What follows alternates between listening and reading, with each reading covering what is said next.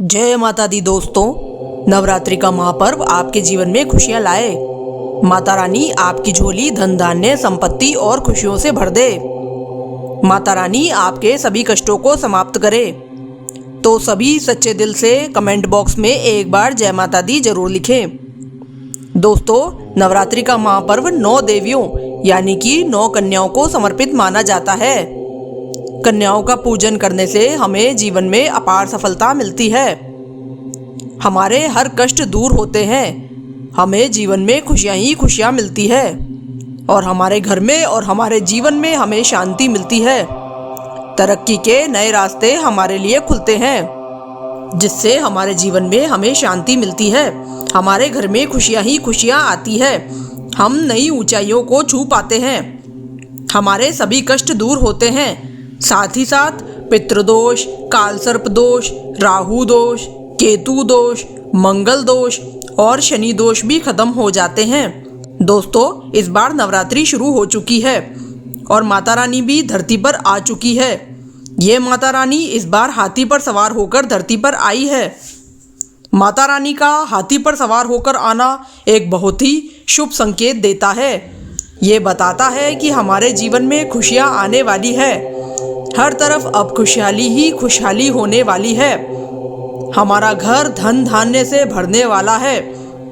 किसान जो कि खेती करते हैं उनके लिए भी ये एक बहुत अच्छा संकेत होता है, क्योंकि इसका मतलब ये भी होता है कि इससे बारिश बहुत अच्छी होगी, जिससे कि फसल बहुत होगी।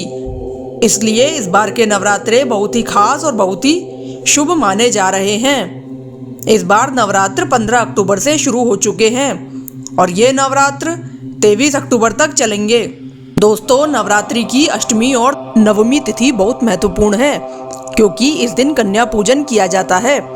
इस बार महाअष्टमी तिथि 22 अक्टूबर दिन रविवार को है और महानवमी तिथि 23 अक्टूबर दिन सोमवार को है। ऐसे में आप अष्टमी और नवमी दोनों ही तिथियों को मतलब दोनों ही दिन कन्या पूजन जरूर करें। नवरात्रि में माँ की उपासना की जाती है। माँ की उपासना से जीवन के सभी कष्ट दूर हो जाते हैं। नवरात्रि में माता रानी की पूजा करके व्रत और उपवास रखा जाता है, लेकिन साथ ही साथ नवरात्रि में माता रानी की पूजा से भी अधिक महत्व कन्या पूजन का होता है। शास्त्रों में कन्या पूजन का बहुत अधिक महत्व बताया गया है। कहते हैं कि अगर आपने 9 दिन माता रानी की पूजा नहीं करी, लेकिन यदि अष्टमी या नवमी के दिन कन्या पूजन कर लिया, 9 कन्याओं को खाना खिला दिया, उन्हें कुछ उपहार या भेंट दे दिया, तो आपकी नवरात्रि सफल हो जाती है। माता रानी का आशीर्वाद आपको मिल जाता है। माना जाता है कि कन्याओं में 33 कोटि देवी देवताओं का भी वास होता है। इसीलिए माता रानी आपसे प्रसन्न हो जाती है, क्योंकि कहते हैं कि नवरात्रि के 9 दिनों में माता रानी कन्याओं के रूप में ही आपके घर आती है, वो आपके द्वार आती है। इसीलिए आपको इन कन्याओं के रूप में माता रानी का स्वागत करना चाहिए। कैसे भी करके उन कन्याओं को प्रसन्न करना चाहिए। साथ ही साथ उन कन्याओं को खाली हाथ अपने घर से लौटने नहीं देना चाहिए। इसी से माता रानी शीघ्र प्रसन्न होती है और इसीलिए नवरात्रि में कन्याओं को प्रसन्न किया जाता है। उन्हें भोग लगाया जाता है, उन्हें उपहार या वस्त्र इत्यादि दिए जाते हैं। विभिन्न तरीकों से उन्हें प्रसन्न किया जाता है। कन्या पूजन कोई मामूली पूजन नहीं होता है। समस्त पृथ्वी लोक पर जितने भी पूजन होते हैं उनसे बड़ा कन्या पूजन माना जाता है। कन्या पूजन करने से ही कुंडली में 9 ग्रहों की स्थिति मजबूत होती है। इससे घर के समस्त वास्तु दोष दूर होते हैं। शास्त्रों में लिखा है कि एक बार कन्या पूजन करने से आपको 1 गौ के दान का, 10 बार गंगा स्नान करने का, 100 बार यज्ञ करने का या 1000 बार तीर्थ यात्रा करने का फल प्राप्त होता है। इसलिए दोस्तों, इस नवरात्रि आप सभी कन्या पूजन जरूर करें। नवरात्रि में 2 वर्ष से लेकर 10 वर्ष तक की कन्याओं का पूजन करना चाहिए। शास्त्रों में 2 वर्ष की कन्या को कुमारी, 3 वर्ष की त्रिमूर्त, 4 वर्ष की कल्याणी, 5 वर्ष की रोहिणी, 6 वर्ष की कालिका, 7 वर्ष की शांभवी और 8 वर्ष की कन्या को सुभद्रा बताया गया है। ये देवी के वे रूप होते हैं जिनकी आराधना मात्र से व्यक्ति के सारे कष्ट कट जाते हैं और व्यक्ति परम सुखी हो जाता है। 2 वर्ष की कन्या को कुमारी कहते हैं। मान्यता है कि कुमारी के पूजन से दुख और दरिद्रता माँ दूर करती है। 3 वर्ष की कन्या को त्रिमूर्ति कहते हैं। त्रिमूर्ति के पूजन से घर में धन धान्य की कमी नहीं होती है और परिवार में सुख समृद्धि आती है। 4 वर्ष की कन्या को कल्याणी कहते हैं। इसकी पूजा से परिवार का कल्याण होता है। जबकि 5 वर्ष की कन्या को रोहिणी कहते हैं। रोहिणी की पूजा करने से व्यक्ति रोगमुक्त हो जाता है। 6 वर्ष की कन्या को कालिका कहते हैं। कालिका रूप से विद्या, विजय, राजयोग की प्राप्ति होती है। 7 वर्ष की कन्या को चंडिका कहते हैं। ये माता चंडिका का ही एक रूप माना जाता है। चंडिका रूप का पूजन करने से ऐश्वर्य की प्राप्ति होती है। 8 वर्ष की कन्या शांभवी कहलाती है। शांभवी का पूजन करने से वाद विवाद में विजय प्राप्त होती है। और 9 वर्ष की कन्या दुर्गा कहलाती है। इसका पूजन करने से शत्रुओं का नाश होता है और हमारे असाध्य कार्य भी पूरे हो जाते हैं। 10 वर्ष की कन्या सुभद्रा कहलाती है। सुभद्रा अपने भक्तों के सारे मनोरथ पूर्ण करती है, जिससे मनुष्य की सभी मनोकामनाएं पूर्ण होती है। देवी पुराण में लिखा है कि जब देवराज इंद्र ने भगवान ब्रह्मा जी से भगवती को प्रसन्न करने की विधि पूछी तो उन्होंने सर्वोत्तम विधि के रूप में कुमारी पूजन को ही बताया। उन्होंने बताया कि 9 कुमारी कन्याओं को और 1 कुमार को यानी कि एक बालक को विधिवत घर पर बुलाकर और उनके पांव धोकर रोली कुमकुम लगाकर पूजा अर्चना की जाती है। यही कारण है कि तब से आज तक नवरात्रि में कन्या पूजन किया जाता है। तो दोस्तों, नवरात्रि का ये अवसर और कन्या पूजन का ये अवसर आपको बार बार नहीं मिलता है, तो इस नवरात्रि में आप ये अवसर जाने ना दें और कन्याओं को कैसे भी करके इस बार प्रसन्न करें। उन्हें हाथ जोड़कर पैर पकड़कर अपने घर तक लेकर के आएं। साथ ही साथ उन्हें भोग लगाएं, अच्छा भोजन खिलाकर उन्हें खुश करें और उन्हें भेंट या उपहार दे करके उनको खुश करें। अगर कन्याएं खुश हो जाएंगी तो माता रानी भी खुश हो जाएंगी। ये ध्यान रखें कि कन्या पूजन में 9 कन्याओं के साथ 1 बालक का होना भी जरूरी होता है, क्योंकि इसके बिना भी कन्या पूजन अधूरा माना जाता है। मान्यता है कि कन्या पूजन में 9 कन्याओं की पूजा देवी दुर्गा के 9 रूपों की तरह की जाती है। वहीं बालक को भैरव बाबा माना जाता है। भैरव को माता रानी का पहरेदार माना जाता है। इसे लंगूर या लंगूरिया भी कहते हैं। इसीलिए 9 कन्याओं के साथ में एक लंगूर को बैठाया जाता है और इसकी भी पूजा की जाती है। कन्याओं की थाली में आप जो भी भोग परोसे वही भोग लंगूर की थाली में भी परोसें। इसके बाद लंगूर के भी पैर छूकर आशीर्वाद लिए जाते हैं और कोई भी भेंट या उपहार या दक्षिणा जो भी आप कन्याओं को दे रहे हैं वही आप लंगूर को भी दें। नवरात्रि में कन्या पूजन और भैरव पूजन के बाद ही आपका व्रत सफल होता है और माता रानी के आशीर्वाद से घर पर सुख समृद्धि बनी रहती है। अब कैसे करें ये कन्या पूजन? तो दोस्तों, नवरात्रि में किए जाने वाले कन्या पूजन के कुछ विशेष नियम होते हैं।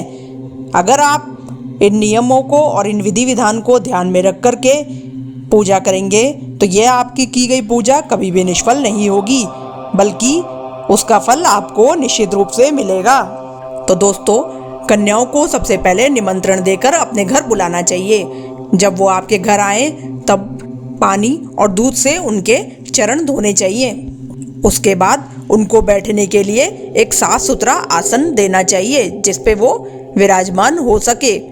उसके बाद हल्दी, कुमकुम, अक्षत से उनका तिलक करना चाहिए। इसके बाद आप कन्याओं को खाना खिलाएं। खाने में आप उन्हें खीर, पूरी, हलवा इत्यादि चीज़ें खिलाएं। इससे माता रानी खुश होती है।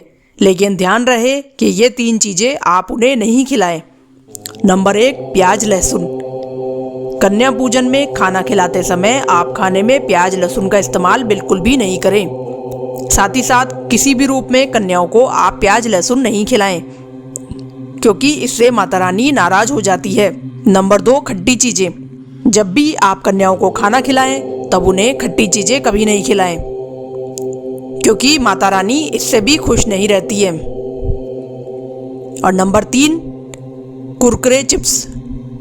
कन्याओं को आप कुरकुरे और चिप्स इत्यादि का पैकेट नहीं दें, क्योंकि ये बाहर की चीज़ें होती हैं, इनमें भी प्याज लहसुन का इस्तेमाल किया जाता है और इसे खिलाने से भी माता रानी नाराज हो जाती है। तो कन्या पूजन में आप इन चीज़ों का विशेष ध्यान रखें और ये 3 चीज़ें कन्याओं को बिल्कुल भी ना खिलाएं। हाँ, यहाँ पर ध्यान रखने योग्य बात यह है कि जो भी आप खाना कन्याओं को खिलाएं वो आपके घर का बना हुआ शुद्ध सात्विक खाना हो। आप चाहे अपने घर में कम चीज़ें बना लें, लेकिन जितनी भी बनाएं उसे प्रेम से बनाएं, इससे माता रानी जल्दी से प्रसन्न होती है। कभी भी कन्याओं को बाहर का लाया हुआ या पैकेट का खाना नहीं खिलाएं, इससे माता रानी नाराज हो जाती है। कन्या पूजन के समय आप इन 3 चीज़ों का प्रयोग जरूर करें, इससे माता रानी शीघ्र प्रसन्न होती है। नंबर 1, लाल वस्त्र। कन्याओं को उपहार में लाल वस्त्र देने का विशेष महत्व होता है। अगर किसी वजह से आप लाल वस्त्र देने में असमर्थ हैं तो सभी कन्याओं को लाल रंग की चुनरी दे सकते हैं। ज़्यादा अच्छा ये रहेगा कि आप लाल चुनरी उनको उड़ा दें। लाल रंग को वृद्धि का प्रतीक माना जाता है। इसके साथ ही लाल रंग माँ की पोशाक का रंग होने के कारण भी बहुत ही शुभ माना जाता है। वहीं लाल रंग के वस्त्र देने से आपका मंगल भी मजबूत हो जाता है। दूसरी चीज़ है मिठाई। कन्याओं को भोजन करने के लिए आपको कम से कम 1 मिठाई भोजन में ज़रूर शामिल करना चाहिए। अगर किसी वजह से आप मिठाई शामिल नहीं कर सके तो घर में साफ सुथरे ढंग से बनाया हुआ सूजी का या फिर आटे का हलवा भी माता का भोग लगाकर कन्या को खिला सकते हैं। ऐसा करने से आपका गुरु ग्रह मजबूत हो जाता है। साथ ही साथ मिठाई के रूप में आप खीर भी बना सकते हैं और इस खीर को भी कन्याओं को खिलाएं। खीर और हलवा खाने से भी कन्याएं शीघ्र ही खुश होती है। ये चीज़ें भी कन्याओं को बहुत पसंद आती है और इससे माता रानी खुश होकर के आपको आशीर्वाद देती है। तीसरी है श्रृंगार सामग्री। कन्या पूजन के दिन कन्याओं को श्रृंगार सामग्री जरूर देनी चाहिए। यह श्रृंगार सामग्री आप पहले माता को अर्पित करें और उसके बाद कन्याओं को दे दें। कन्याओं द्वारा ग्रहण की गई श्रृंगार सामग्री सीधे माता द्वारा सीधे स्वीकार कर ली जाती है, क्योंकि श्रृंगार की वस्तुएं भी कन्याओं को बेहद प्रिय होती है और इससे वे प्रसन्न होकर आपके घर से जाती है, जिससे आशीर्वाद में आपको वो घर की सुख शांति समृद्धि धन धान्य देकर के जाती हैं। कन्याओं को भोजन कराने के बाद पैर छूकर उनका आशीर्वाद लेवे। मन ही मन अपनी प्रार्थना उनसे कहें। माता रानी को अपने घर आने का निमंत्रण देवे। जो भेंट उपहार आप कन्याओं के लिए लेकर आए हैं वो उन्हें देवे। ध्यान रहे कन्याओं को आप कुछ उनकी पसंद की चीज़ दें तो वो जल्दी खुश होती हैं, तो कुछ ऐसा लेकर के आए जिससे कि वो जल्दी से जल्दी प्रसन्न हो जाए। इस तरीके से आप माता रानी का आशीर्वाद पा सकते हैं। तो कोशिश करिए इस नवरात्रि कन्याओं के रूप में माता रानी को प्रसन्न करने की। और माता रानी का आशीर्वाद पाने के लिए कमेंट बॉक्स में जय माता दी जरूर लिखें और एक लाइक माता रानी के नाम पर जरूर करें।